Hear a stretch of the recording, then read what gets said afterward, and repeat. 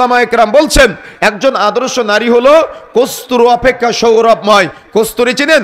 কস্তুরী অপেক্ষা, কস্তুরী মানে হলো হরিণের নাভি, হরিণের নাভি থেকে যে সুঘ্রাণ বের হয়, একজন ইমানদার নারী হলো এই কস্তুরী অপেক্ষা সৌরভময়। একজন ইমানদার নারীকে তুলনা করা হয়েছে পূর্ণিমার চাঁদের সাথে। তার মানে একজন ইমানদার পরহেজগার তাকওয়াশীলা নারী তিনি হলো পূর্ণিমার চাঁদ অপেক্ষা স্নিগ্ধময়।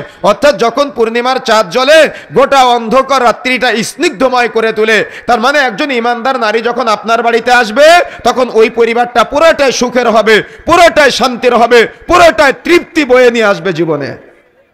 এই জন্য যুবক ভাইয়ারা, যদি আপনি আপনার পরিবারে সুখ ফিরে পেতে চান, যদি আপনি আপনার সমাজে সুখ ফিরে পেতে চান, তাহলে অবশ্যই ইমানদার নারী বা ইমানদার স্ত্রী বাছাই করতে হবে আপনার জীবন সঙ্গিনী হিসেবে।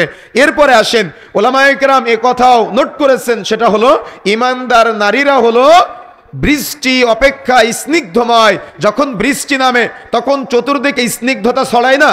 ইমানদার নারীরা হলো এই স্নিগ্ধতার মতো, বৃষ্টি নামলে যেমন স্নিগ্ধতা ছড়ায়, চতুর্দিকে মুগ্ধতা ছড়ায়, এই বৃষ্টির মতো ইমানদার নারীরা স্নিগ্ধময়। সুতরাং যদি আপনি মৌলিকভাবে আপনার পরিবারের সুখ, স্নিগ্ধ, শান্তি, তৃপ্তি এবং আদর্শ পরিবারের জন্য, ভবিষ্যৎ প্রজন্মের জন্য যদি আপনি আপনার পরিবার সুখের বা শান্তির করতে চান, তাহলে অবশ্যই আপনাকে একজন উত্তম স্ত্রী বাছাই করতে হবে।